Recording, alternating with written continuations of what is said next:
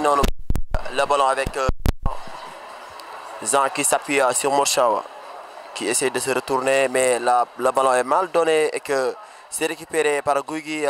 Abdou Manga qui a joué en arrière, mais pressé par les Bleus de Diamono 2. Voilà, Roy qui presse Marignou et que Marignou perd finalement sa ballon bataille. Ahmed le contrôle, Ahmed, voilà, quel beau retour de Jean et que bataille qui s'appuie sur Ahmed. Ahmed qui l'a Abdou Manga en profondeur, il est parti, il contrôle la frappe d'Abdou Manga. Voilà, et que première occasion du côté de l'ASC Gouguia sur une belle combinaison entre Abdou Manga et Ahmed Dibala. Voilà, que Abdou Manga manque sa frappe et que voilà, tout à l'heure, c'est un match amical entre deux grandes ASC, voilà, deux équipes très populaires, mais l'entrée est payant 500 francs et que voilà, deux grandes ASC, deux ASC les plus populaires au niveau des Navetane, Diamono de la zone 2 et Gouguia de la zone 3. Voilà, Diamono en bleu, dégagement, défense récupéré par le latéral de l'ASC Gouguia. Pour qui pour Patrick, le sujettaire de Guédia Football Club, qui s'appuie sur Gabriel Di Marigno avec Idson Idiop, qui joue avec son défense central Modou. Voilà, Modou bataille qui s'appuie encore sur Idi. Idi, qu'est-ce qu'il va faire? Pressé par Morshaw, mais il dégage sa ballon. Voilà, et que c'est une remise en jeu en faveur de l'ASC Diamono 2. Et que voilà, les supporters de Diamono 2 sont présents avec les assicots pour nous donner de l'ambiance. Pour nous donner de l'ambiance.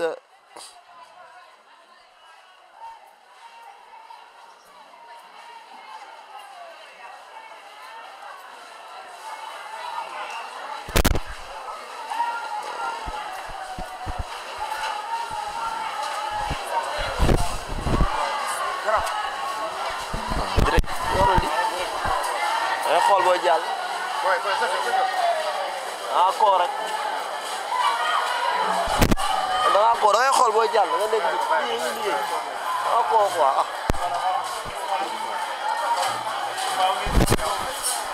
et que bataille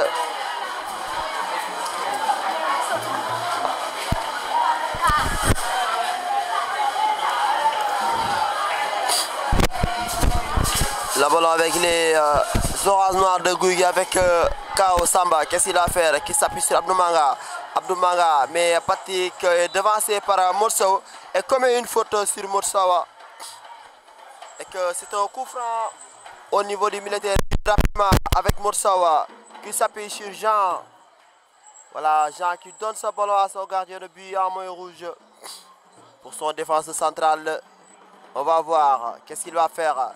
Il joue avec Patrice Morshaw bataille, mais dépossédé du ballon par les oranges noirs. Le défenseur de Diamono de pressé, mais met sa ballon en touche. Et que c'est une remise en jeu en faveur de l'ASC Gougui joué pour Patrick, l'attaquant de Guédia Football Club. Patrick contré par Roy Manga et que c'est une touche. Voilà, mais non, aujourd'hui il n'y a pas de Navetan ici à Salamou Baria. Raison pour laquelle Gougui et Diamono ont organisé ce match amical dont l'entrée est payante. Voilà, le ballon avec Idson Idiop qui contrôle ce ballon. Il est pour qui? Il qui donne à Kaosamba. Le contrôle de Kaosamba propre pour Modou, la société de Niatimbar. Mais il perd ce ballon récupéré par l'attaquant de Diamono 2. On va voir qu'est-ce qu'il va faire. Moudepende crochet. Mais voilà, bien défendu de la part de... On va voir avec Ahmed qui s'appuie sur Abdou Manga, pressé par Ndiaye. Abdou Manga qui entre au milieu. Et le ballon est mal donné et c'est récupéré par... il semble que le ballon est contré par monsieur l'arbitre. Voilà. Et il va zongler le ballon, mon monsieur l'arbitre. Voilà, que jouer sur le côté avec Patrick. Patrick, Moudepende crochet. On va voir Patrick. Patrick dégagé par Jean. C'est pas encore fini. Bataille. Voilà, Abdou Manga contrôle le ballon de la tête et que c'est récupéré par Ndiaga.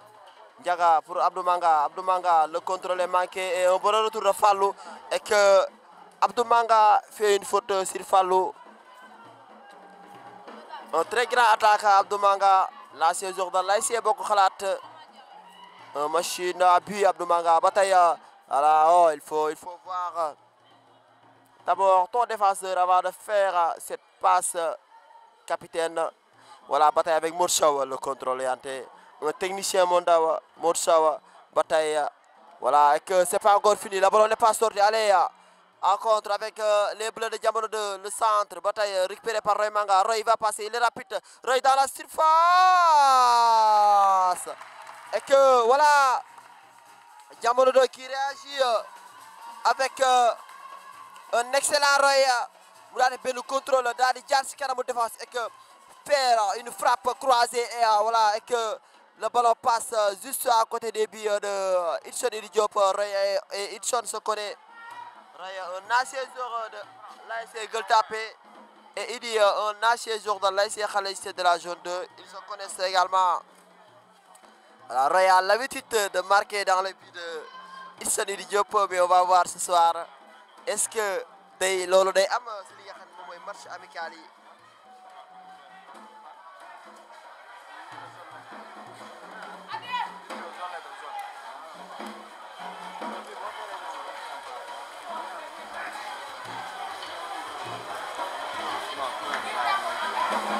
Ak voilà di ziar également mon ami mon frère Cheikh Saliou.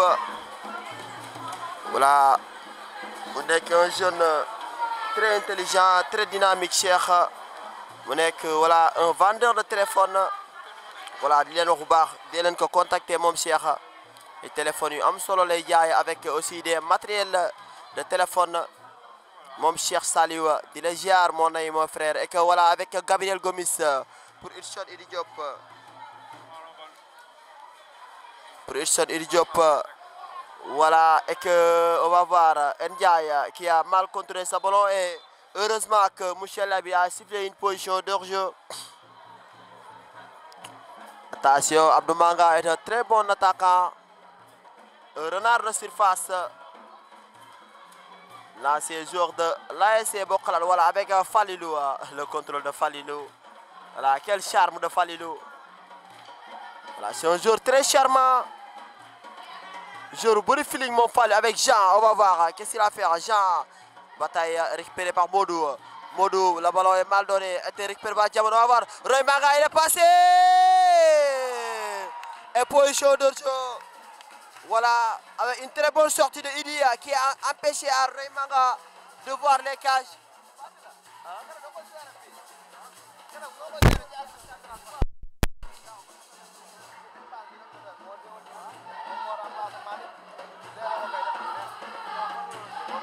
Voilà, dégagé par Hudson Idi Diop de la tête du défenseur de l'ASC Diamono 2. Bataille, mais récupéré par les Diamono 2 immédiatement. Voilà, il joue en arrière avec Gabriel Gomis Di Marino. Voilà. Bataille avec Hudson Idi Diop. Tête du défenseur de l'ASC Diamono. Bataille avec Jean. Voilà, bataille, c'est pas encore fini avec Fadilou. Voilà, et que voilà, bataille waa Diamono yor bal bi noonu. Quelle séquence. Voilà, Ndiaga. Voilà, il a bien protégé son ballon et s'est posé physiquement. L'attaquant de Diamono 2.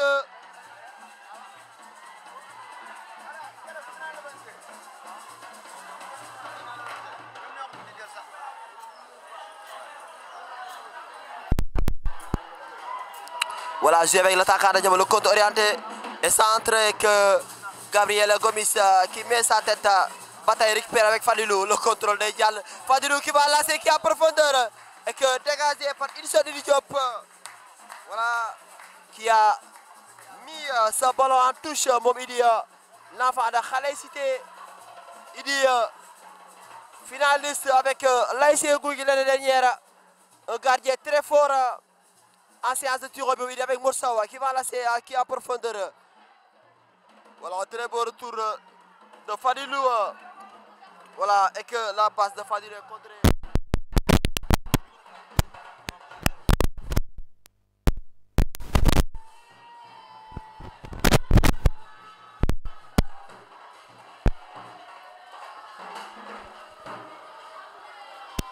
Voilà, et que Minoru en direct ici au Stade Amadou Barry.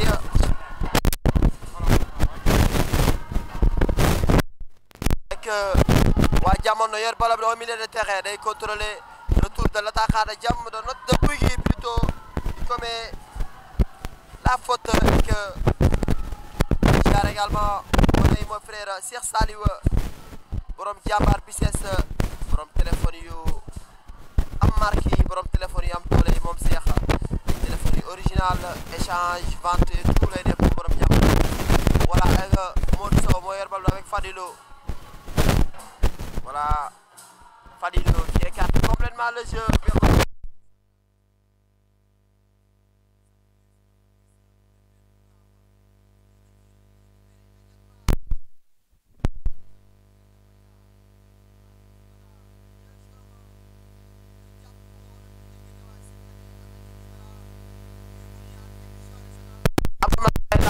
Abdou Manga, voilà, Abdou Manga il est passé.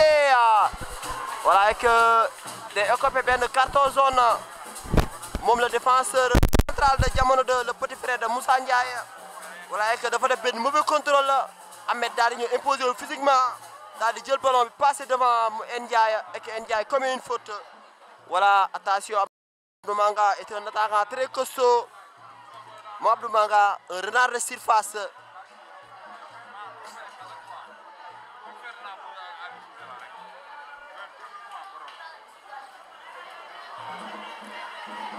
Voilà, nous suivre en direct. Voilà, mon le frère Cheikh Saliou borom Jambar Business borom téléphone yu am marque yi borom téléphone yu am niveau yi moom Cheikh borom Jambar Business. N'hésitez pas à contacter Jambar Business pour vos téléphones et airport, changement d'écran et tout. La ñuy def vente et réparation ñoom Jambar Business.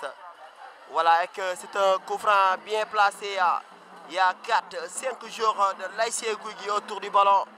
On va voir qui va essayer de mettre ce ballon dans les cases de Jamono 2. Voilà, et que il y a Ahmed Dibala, il y a Abdou Manga aussi. Il y a aussi l'ancien attaquant de l'ASC Magdan. Et on va voir, je pense que c'est Abdou Manga qui va essayer de mettre ce coup franc. Ahmed est un spécialiste de coup franc. On va voir.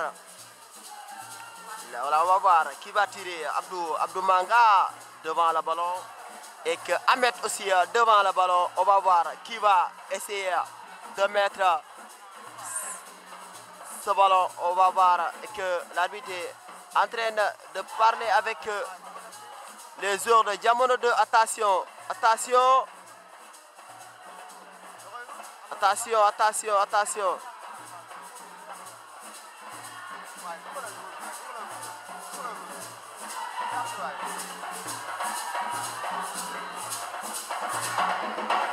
Voilà là, monsieur l'arbitre.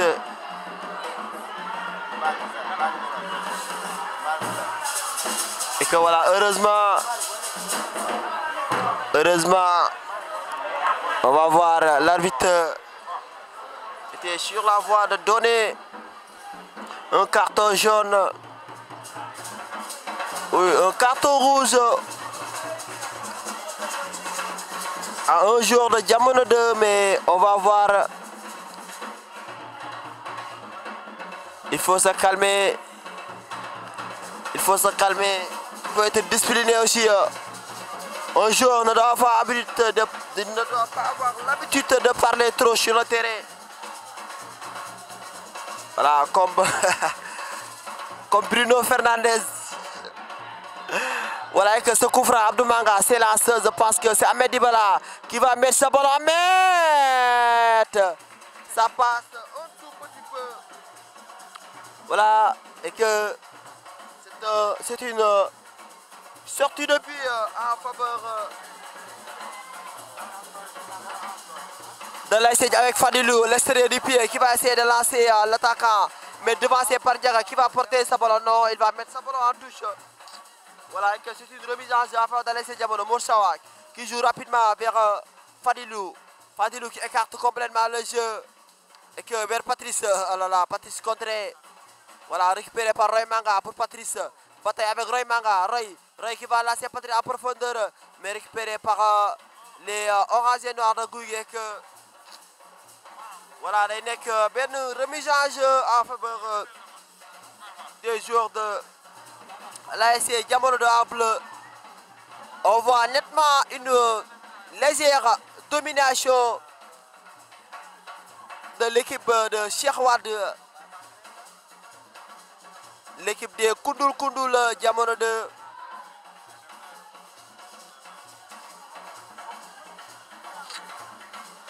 Voilà, mi ngi noonu. Et que Jamono pour l'instant voilà touche le bataille bien protégé par l'attaquant. Bataille avec voilà intelligemment day dóor bal bi ci kaw l'attaquant de l'ASC Jamono 2 et que est une sortie de but en faveur des joueurs de l'ASC Gouye Gui. Et que Jamono 2 connaît déjà son adversaire, c'est l'ASC Renaissance de Darou Naïm et que pour l'instant on attend l'homologation des matchs. Voilà, parce qu'il y a plusieurs évocations et réserves déposées au niveau de l'administration de la zone 2. te dañuy xaar ñu homologué match yi homologation match yi la ñuy xaar. Voilà que tête récupérée par Fadilou mu daal def benn pour l'attaquant mu protéger ballon bi. Voilà, il est très bon l'attaquant, il met sa tête. Voilà, Morshaw de la poitrine. Voilà, Ndiaga battu dans les airs par Fadilou, mais finalement l'arbitre siffle une faute de Fadilou sur Ndiaga le vétéran. Ndiaga qui a joué à l'ASC Jambar. Ndiaga qui a joué à l'ASC Yego. Un très grand joueur Ndiaga qui a gagné pratiquement tous les trophées avec l'ASC Gouye Gui. Bataille, l'attaquant, déviation récupéré par Patrick. Patrick poursuivi par Jean, il est très fort Patrick. Patrick avec Jean, Patrick bousculé 2, 3 et que voilà, il gagne la touche mon Patrick. Voilà, la saison de l'ASC Penchi. Voilà, la saison de l'ASC Walidan de Thiès. Et que également il est recruté cette année par le Guédiawaye Football Club. Il va défendre les couleurs de sa ville, la ville de Guédiawaye avec Moursawa. Qui va faire? Il va lancer Roy Manga, bataille Roy bousculé, bataille, il parvient à contrôler sa ballon. Mais voilà, avec Tabéré, bousculé par Patrick. Et Faudle.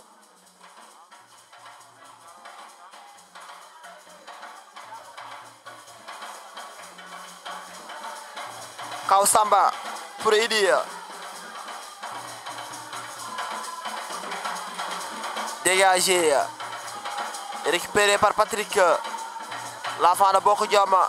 Voilà, avec son défenseur central, mu tourné. Bataille. Voilà, il perd sa ballon et que Dejan, il est très rapide, mais très bon retour de défense centrale de l'ASC Jamono 2. Il est très fort, le numéro 2.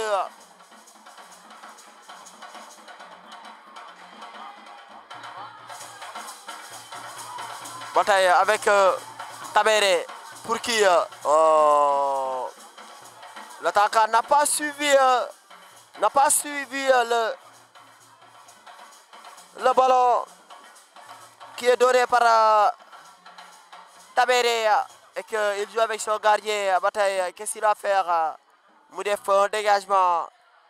Tête de défense de l'ASC Gouye récupéré par Kao Samba. Vous tournez, Bataille. Et que Kao Samba a perdu sa ballon. Raya Manga, vous allez essayer de lancer qui Patrick Gabriel Gomis de la poitrine. Et que met ce ballon en touche. Voilà, un ancien joueur de l'espoir de Guédiawaye qui a aussi évolué sous les couleurs de l'ASC Momsabop, qui a évolué également sous les couleurs de l'ASC Dialoré, le centre dans la boîte, et qu'il n'y a personne, et que Idson Idi Diop ne prend pas de risque, il baille ce ballon mu sorti tranquillement en sortie de but. Modou pour qui? Pour Ahmed. Ahmed est contrôlé devant Jean. Ahmed est contrôlé avec son pied droit tourné, bousculé par voilà, Bataille. Il ne perd pas sa ballon, Ahmed. Très bon. Abdou Manga. Voilà, il y a une faute. Il y a des marquages derrière sur Abdou Manga et que des gagné une faute.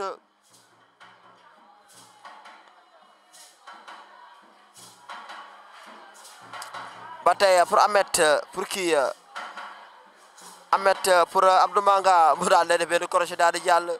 Attention, attention, il est sanctionné suite à sa première faute sur Abdou Manga. Il avait écopé un carton jaune et que mu daal di defaat également beneen faute sur Abdou Manga. Attention, voilà, à ce jeune joueur capitaine de cette équipe de l'ASC Diamono 2, c'est le petit frère de Moussa Ndiaye, l'ancien joueur de l'ASC Diamono 2 à catégorie cadette, formé à Aspire. Également, il évolue à Anderlecht. Il est aussi passé à FC Barcelone. Il a fait quelques temps là-bas et finalement, il a Anderlecht, ça entre dans la boîte et qu'il n'y a personne. Tête Ndiaye, Kassamba qui écarte le jeu. Retour de l'attaquant et que récupéré par les Bleus. Voilà, et que mauvais choix et que bataille dans la surface. Très bon retour de défenseur. Bataille, c'est pas encore fini. Patrick Centre, Abdou Manga est trop fort. Bataille de côté, Abdou Manga. Abdou Manga, bataille, il bien déjà crochet. Passe devant pour Ahmed. Ahmed pour Abdou Manga. Abdou Manga dans la surface. Voilà, Abdou Manga qui perd ses appuis. Bataille avec Patrick. Dégagé et que. Voilà, que c'est une faute. L'arbitre revient sur la faute.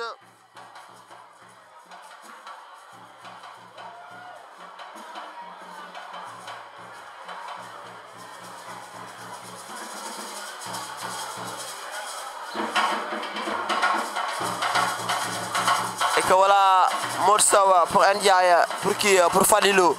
Fadilou lève la tête et lance le latéral au centre, dégagé par mauvais dégagement de Modou. Et puis de l'ASC Diamono 2 sur un centre mal dégagé par Modou. Il sonne Idi Diop qui pensait que le ballon n'était pas fort. Voilà, et que Diamono ouvre le score sur cette erreur de Idson Idi Diop. Cette erreur de Idson Idi Diop, l'ASC Diamono 2 ouvre le score. Erreur bi nga xam ne Idson Idi Diop def na ko. Voilà, et que Diamono 2 mène 1-0 devant l'ASC Gouy Gui. L'erreur est commise par Idson Idi Diop. Et que ballon avec Gouy Gui. Tête de Jean. Voilà. Moursawa bataille avec Ndiaye. Dégagé bien aussi Kanama. Bataille là sa profondeur. Sortie de Idson Idi Diop de la poitrine. Voilà, bataille pour Modou, pour Ndiaga. Ndiaga porter son ballon, retourner, jouer pour Modou. Voilà, sur une erreur de Idson Idi Diop. Diamono 2 a profité pour mener 1-0 devant l'ASC Gouy Gui. Dans def benn erreur moom Idi Diop. Il n'y avait pas de pression, il n'était pas pressé par un joueur l'ASC Diamono 2, mais il a laissé le ballon et que daal di dugg le bal bi daal di dugg ci case yi. Voilà, mais non, il dit personne ne comprend l'erreur de Idson Idi Diop. Comment il a fait pour laisser ce ballon? Voilà, je pense que match amical amul mystique amul dara. Erreur là et ça arrive à tout le monde.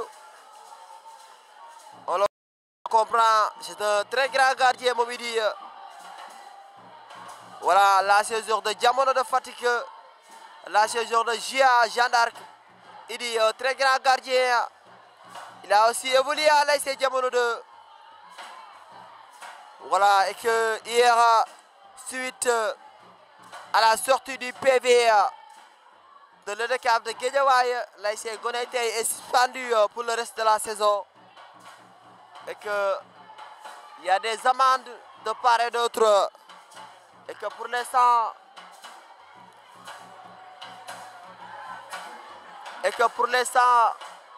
on attend l'appel de l'ASC Ngoné Teye pour voir ce que ça va donner. Et que pour l'instant, il y a d'autres qui disent que voilà, Voilà, Ahmed, heureusement, un très bon retour de Jean. Récupéré par Ndiaye, on va voir. Pour Moursawa qui est très bas pour jouer sa ballon. Moursawa, un très bon joueur pour Falilou. Falilou qui lance son attaquant. Il faut sortir sa balle, il ne faut pas prendre de risques. Et que bataille, l'arbitre de Didier. Avec Falilou. Falilou pour qui? Pour Patrice. Il n'y avait personne. Il n'y avait personne au niveau du but. Personne. Au niveau des cases. De Diamono 2. Mais Idi et Patrice ne parvient pas à marquer ce ballon. Il rate complètement cette occasion. Mon Patrick. Ken newul si kaay mu daal di raté bal bi. Dégagement de Ndiaga. Ahmed déviation. Abdou Manga. Dégagé par Ndiaye. Kassamba de la tête. Le ballon sur au milieu de terrain. Voilà qu'il y a une faute du défenseur de Diamono 2 sur l'attaquant de l'ASC Gouy. Voilà une faute au niveau du milieu de terrain. Bonne occasion pour les joueurs de l'ASC Diamono 2. Mais ils ont manqué l'occasion avec Moursawa. Voilà, bataille pressée par l'attaquant de l'ASC Gouy pour Abdou Manga. Il n'y a personne. Patrick devancé. Voilà, bataille récupérée par le joueur de l'ASC Diamono 2. Voilà que Roy Manga est devancé par son ancien coéquipier Gabriel Mendy. On va voir Patrick Moudali lancer Abdou Manga. Abdou Manga qui a perdu ses appuis. Voilà, bataille avec Modou. Pressé par Roy Manga. Roy de la tête. Et une très bonne sortie de Idi Diop qui récupère sa ballon. Idi qui joue en arrière pour Marinho. Marinho pour qui? Marinho, il n'y a personne, pressé par deux joueurs de l'ASC Diamono 2. Marinho, tu prends des risques, Maria. Marinho, bataille. Voilà, et que voilà. Marinho sur cette action avec Tabera. Tabera au milieu de terrain pour qui? Pour l'attaquant, le contre orienté. Pour lancer Patrick. Patrick, bataille. Patrick qui a levé sa tête. Patrick. Des bien de crochet, bataille Patrick. Patrick, il va passer Patrick. C'est un très bon défenseur qui s'est imposé techniquement devant Patrice pour récupérer sa ballon. Bataille avec Patrick. Pour Tabere qui lève la tête. Bataille Tabere qui change. Non, il revient en arrière pour jouer avec Gabriel Gomis. Pour Modou. Bataille pour Ahmed Ba. Récupéré par les joueurs de l'ASC Diamono 2. Bataille qui s'appuie sur ça. Et quel talent! Le Khessé Boy de Diamono 2. Bataille, il est lancé. Et l'arbitre siffle une position de jeu pour l'attaquant de Diamono 2. Très technique. Très bon en ballon au pied.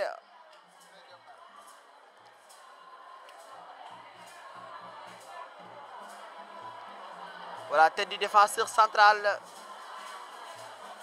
Récupéré par Patrick. Pour Kassamba. Bataille pour l'attaquant de la poitrine. Pressé, mais il va frapper. Et que, mais non, Dainek Ben. Sortie de but en faveur de l'ASC Diamono 2. Voilà, un peu pressé par les joueurs de l'ASC Gouy. Il va lui permettre de faire souffler bu ndaw daal di replacer waat. Voilà, avec Fallo, on va voir le contrôle de Fallo. Il contrôle tranquillement, il est fort. Il tourne bataille. Mais Abdou Manga commet la faute sur Fallo pour Moursawa. Deux techniciens. Il vient de crochet. Dans mon football, mon Fallo. Avec Ndiaye pour le Khessé Boy. Ouais, mais Diamono Bimo. Talonnette. Quelle séquence! Quelle séquence de jeu pour les joueurs de l'ASC Diamono 2.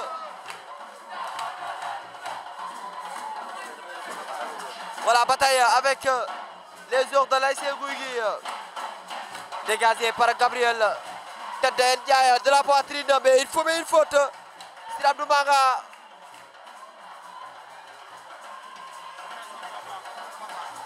Voilà une domination de l'ASC Diamono 2. Il y a une séquence de jeu propre yu ñu def am Ndiaye joxal Diop def ay changement de jeu yu correct ay passes yu lumineuses ñoom les joueurs de l'ASC Diamono 2. Une très bonne équipe de Diamono 2 en place. Bataille. Tête du défenseur récupérée immédiatement par Tabéré. Mouradi contrôle son ballon moom Tabéré. Voilà, bousculé et que l'arbitre donne une faute à Tabéré. Bataille qui joue rapidement ce ballon.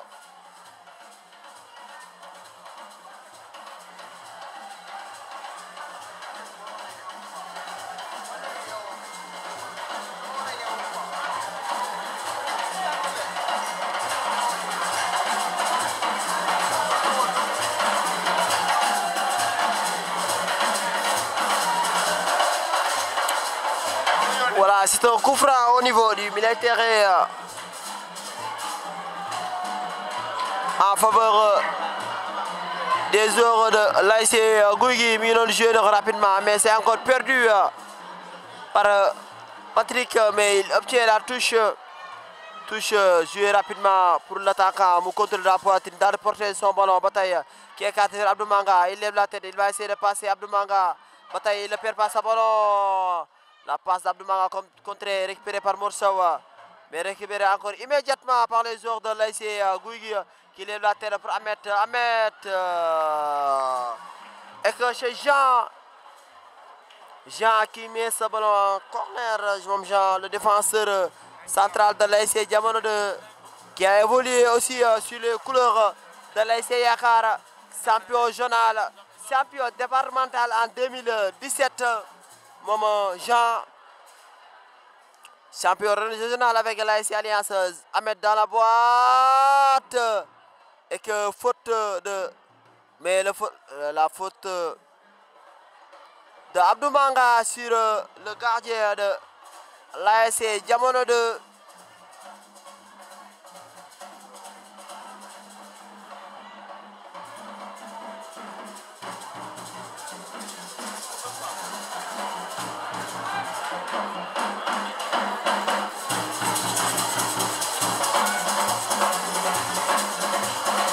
Voilà, dégagé, et mauvais dégagement du gardien, mais finalement récupéré pour Fadilou. Fadilou pressé, décroché.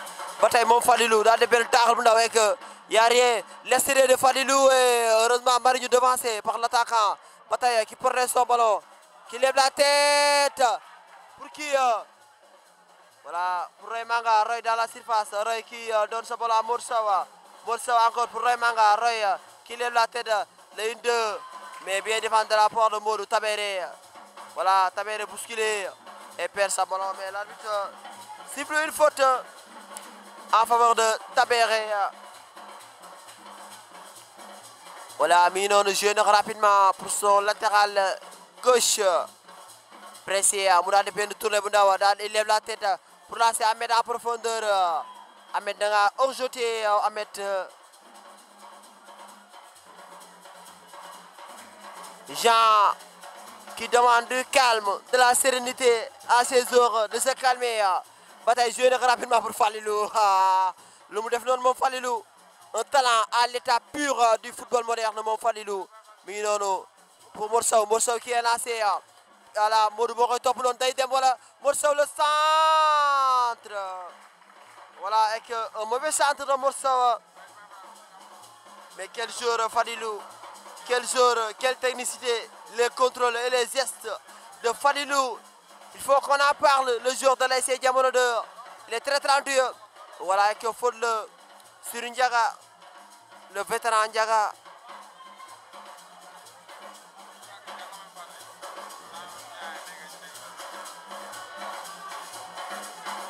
Il dit qui donne à Tabéré.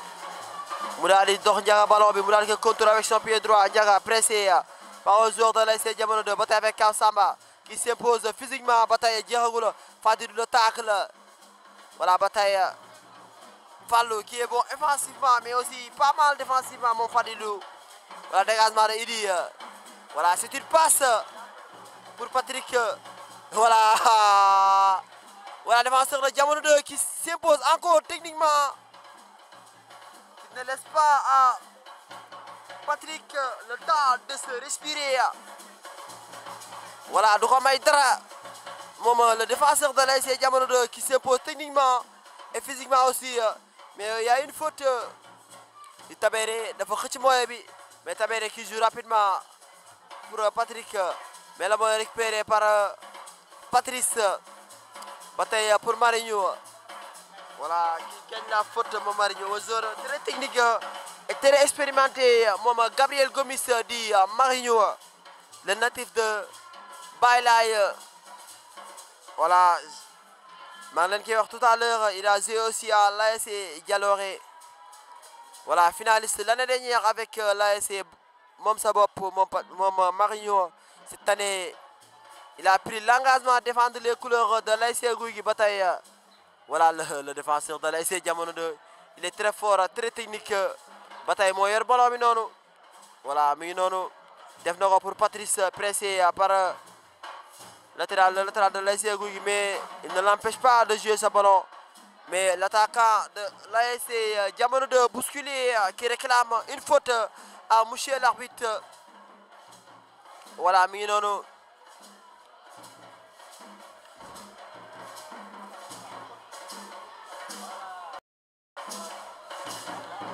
Touche mal joué, oui, heureusement que l'attaquant est là pour s'imposer physiquement. Patrice lancé à profondeur devancé par l'excellent Marinho qui met son ballon en touche.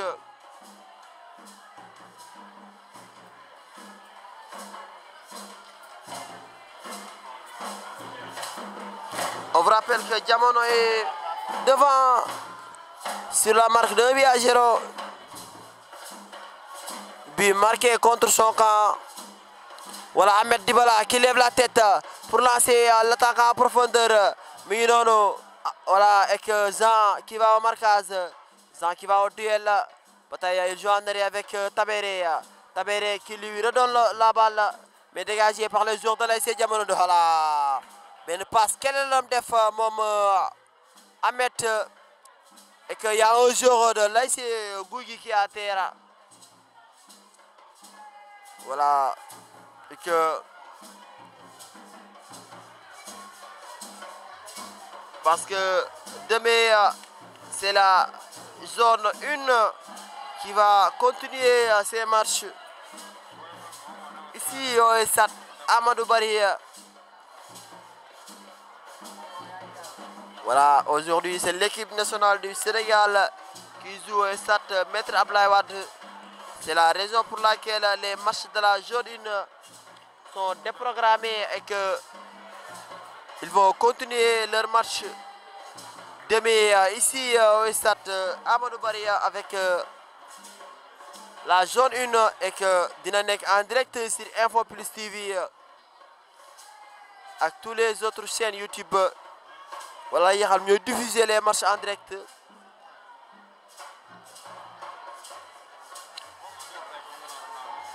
L'ASC Gouy leader de son groupe avec 6 points. L'ASC Gouy a battu l'ASC Ceddo, a battu l'Olympique de Minam.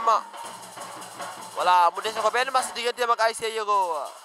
Diamono 2 leader de son groupe avec 7 points. Voilà, Marinho def benn passe. Voilà. Kenn du romb kenn du jàll moom le défenseur de l'ASC Diamono 2. Diamono daal di gagné ki nga xam ne moom mooy Xale Cité 3-0 daal di gagné sanc bi 1-0 daal di faire benn match nul contre l'ASC Notaire. Voilà loolu daal di koy permettre mu daal di nekk devant et que il va croiser l'ASC Renaissance Darou Naïma en quart de finale. Voilà mi noonu avec Ndiaye qui s'appuie sur Mor Sow mu def benn bu ndaw. Ba tey il demande encore le ballon moo nami joué ko pour Roy Manga. Roy qu'est-ce qu'il va faire? Roy il lève la tête. Roy voilà Roy il va passer 1 2 3 et Ndiaga commet la faute sur Roy Manga. Roy Manga un joueur difficile à gérer, très rapide mais aussi bon en plein pied, Mom Roy Manga, l'enfant de l'ASC Gueule Tapée, qui a joué pratiquement toutes les catégories avec l'ASC Gueule Tapée de la zone 2. Roy Manga, champion journal en 2019, finaliste en 2017, finaliste en 2016, finaliste en 2021. Roy Manga, et cette année, il a pris l'engagement de quitter l'ASC Gueule Tapée pour rejoindre l'ASC Jamono 2. Roy day jàll mi ngi noonu, il va laisser en profondeur latéral mu defee centre, mais que l'arbitre siffle une position d'hors-jeu. Quel régal, quel talent Roy Manga. Voilà un talent à suivre. Un très bon joueur.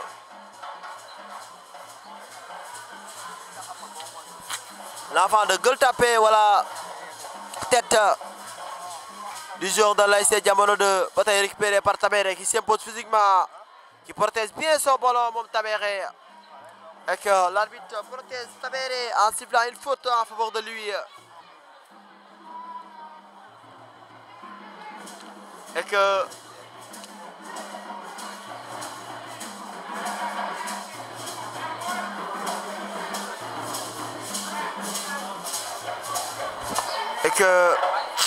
il y a un joueur de Jamono 2 qui est à terre, c'est Patrice, il réclame quelque chose à monsieur l'arbitre.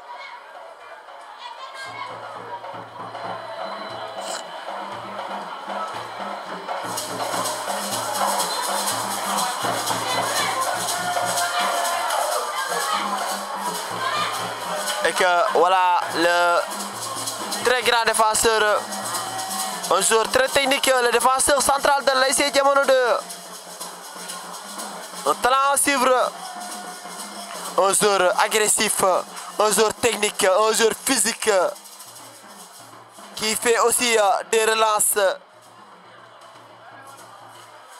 et des passes lumineuses. Et relances propres pour les def, avec aussi ces passes lumineuses. Même le défenseur central de l'ASC Jamono 2, je pense que l'année dernière, il a joué à l'ASC Pench. Di Lakale, bataille avec Tabéré, qui perd sa ballon devant Fallou. Et que c'est Kansamba qui commet la faute et que c'est joué rapidement pour Roy Manga. Et que l'arbitre lui donne de. Voilà, Roy Manga, un joli billet, mais que l'arbitre a sifflé une faute derrière Roy Manga, qui se connaissent également, Roy Manga et Issa Idi Diop. Roy qui a l'habitude de marquer face à Issa Idi Diop, mais on va voir ce soir ici au Stade Amadou Barry, dans ce match amical entre Jamono 2 et l'ASC Gouy Gui, bataille avec les Bleus. Le technicien bataille protège le ballon, bien son ballon. Voilà. C'est plusieurs fois Marigno. Il y a commettre une faute, des fautes sur l'attaquant de l'ASC Jamono 2.